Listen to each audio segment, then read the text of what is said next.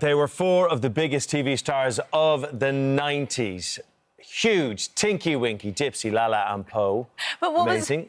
What was it really like being on the Teletubbies? Now, almost 30 years since the iconic children's show hit our screens, we're joined now by three of the stars from the original series. Yeah, John Simmit, who played Dipsy. How are you, Dipsy? Jess Smith, who was the iconic Sun Baby, with her own Sun Baby, Poppy. Hi, both. How are you? And Nikky Smedley. Laa-Laa is joining us live from Edinburgh because you're up at the Fringe at the moment. Good morning, everybody. Morning, good to be here. Hi. I just don't know why I thought you'd be in your costumes. No, I couldn't afford it from the dry cleaners just now. Oh, there we go, Nikky, good stuff. Hey, Nikky, so you're up at the Fringe at the moment because you've kind of Teletubby-themed show going on up there, have you? That's right. I have my show Confessions of a Teletubby. We're here until Saturday the 10th at 10:30 in the morning. It's marvellous space, UK. Well, it's been going really well. People have a great time. Let the confessions begin. How did it all start? Well, for me, it started in the unbelievable way of seeing an ad in a paper, doing the audition, getting the job. So, yeah, that was unlikely, but true. Did you know what you were getting into? Did they give you any clue that you were going to be this kind of famous, kind of bubbly creature? Well, yeah, because we were in sort of from the beginning, which was really lovely because we had a chance to sort of help develop our characters and so forth. And actually, it was when Anne Wood came into one of the auditions to tell us exactly what it was she was trying to do with the programme. And she was brilliant, and she spoke with such eloquence and passion and integrity that I did have a slight suspicion it was going to be huge. I mean, Nikky, it was huge, but I remember like a lot of parents were quite appalled at first because they were a little bit unsure whether their children would pick up the Teletubbies dialect, weren't they?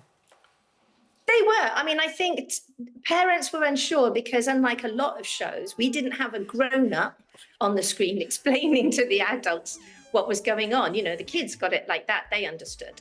And also, I think children, they're not stupid. They understand when we're playing an game, they understand that that is there and it's television. And when you have to say, you know, yes, hello, nicely to, you know, aged granny or whatever, you know, they know. Nikky, is it true that Laa-Laa was, you know, people used to write in with love letters for you? Yeah. Lovely Laa-Laa. Yes, they did. We all had really lovely bits of, I mean, some children they'd send us like their favourite little toys and things. It's a gesture of love. It was incredibly heartwarming. Oh, lovely. Dipsy, did you Dipsy get many love letters, John? No love letters, but lots of letters today from people aged anything from 25 to 32. Wow. From around the world, and they're always saying, oh, thank you. This is on Instagram, by the way. Thank you for making my childhood wonderful. Amazing. And you get that all the time, I mean, nearly daily. And it's all over the world because it's in so many countries.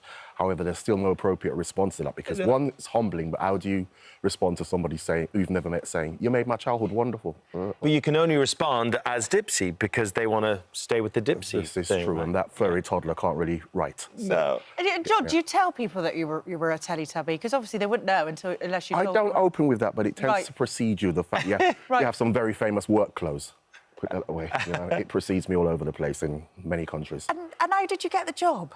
I went to an audition, being a comedian, not an actor. I turned up and they liked the way I move, and they asked if I could sing, and I can't. But I lied that I could because I could tell that the producer was actually interested. And subsequently, myself, Nikky, Poi, and late Simon, we've sung on 2 #1 singles and sold over 1 million records. So it's bizarre, but pleasantly bizarre. Put it that way. Can you remind me of Dipsy's voice? Oh, you got me now. I can't. Big hug. I'm right back there. Which is a bit of a contrast to my natural. I got to hear Laa-Laa. Nikky, can you give us some Laa-Laa? Do you guys want to have a little Teletubbies chat, maybe? We met in Edinburgh last year because I went to support Nikky's show there. It's brilliant, by the way. Well, you know, do you want to have a little Teletubbies chat? We love you, Dipsy. Big hug. Big hug.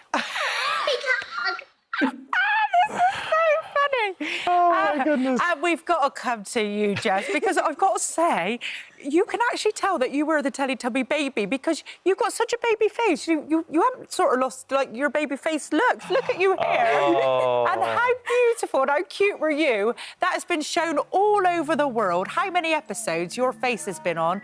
And you are here today with the happiest baby in the world, Poppy. Hi, Poppy. Hello, how are you?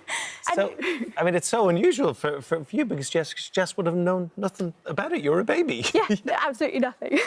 And do you tell people that you were like the Teletubby baby? I don't know, but everybody I'm with knows. So everyone else tells everybody. So my partner Ricky tells everybody, and so does his family, so does my family. Everybody tells everybody. So it doesn't matter where I go, everybody knows. And how did you get the job then? I was being weighed at the hospital. Apparently I was a crybaby at the time. But the only way my mum could settle me was to take me to the hospital for the midwives, and that was like the furthest point of the village, so that's where she took me. And the producer had been in the same day and asked to forward any baby names. So that's what happened, and I believe it was a mini audition, and then, yeah, I got the part. Your eyes haven't changed. Yeah, that's what I mean. The eyes, yeah. Those bright wonderful. blue eyes. Oh, wonderful. And what would you say if anybody wanted Poppy to be the baby of the new Teletubbies, because she's so happy? She is. We'd absolutely go for it. Absolutely. It would be so nice to see her on, like, my role from when I was little, just to take over my legacy, as it were. She's been smiling since she came in, and the beauty about being the baby is you don't have to wear a costume. Nikky and John, I want to talk costumes. First of all, Nikky, talk us through what it was like wearing that costume. Because these were long days, weren't they? They were very long days. We were there for kind of 11 or 12 hours a day, and, you know, through the heat of the summer. And I always say to people, if you want to kind of replicate it, you could wrap about 15 blankets around yourself, tie a bag of coal to your head, blindfold, go into a sauna and jump up and down for about 11 hours, looking fantastically happy about the whole thing. And that's my job. I got to ask, what was in Dipsy's handbag? Dipsy didn't wear a handbag. Dipsy was too manly for that. Tinky Winky's handbag. Tinky Winky. Tinky It was Winky's Tinky handbag. Winky's handbag. Reflecting of the times, it was Nokia second series, very, very basic and brick. Basic and brick. Really? Mum, phone. That's hilarious. And Jess, what are you doing with yourself now then? Maternity leave, Oh, so God, lovely. full-time mum. Enjoy it. Absolutely love it. Enjoy every single second of it as well. John, Wouldn't change it. what an amazing legacy all of you have left on so many people. I love the fact there are 20-year-olds and 30-year-olds contacting you. And at this point, we have to big up Poi, who played Poe, late Simon Shelton, Dave Thompson, all the others who contributed, and particularly the producers, because Anne Wood has already mentioned, and Andy Davenport. They were visionary. They weren't making anything that was already out there. They came up to do something original. As you see, as Jess says, it's touched people all over the world, so you don't have to mention it, people know, you know, so... I heard recently that where they filmed it was that the real setting is actually it's changed. They put a pond in there, so it's not there anymore where the Superdome, because a lot of it was real. You were actually running up and down hillsides in those outfits. Correct, and I think so many people visited to make a pilgrimage, a non-religious pilgrimage down there. The owners of the farm wanted to reclaim it as a farm and stop people coming around taking pictures, so it's returned to its natural state. Where was this set then? It's just outside Stratford-on-Avon, in an area called Wimpstone. Oh. Which you think if you're a teenager coming from there, that would have been a bit tough. Far away.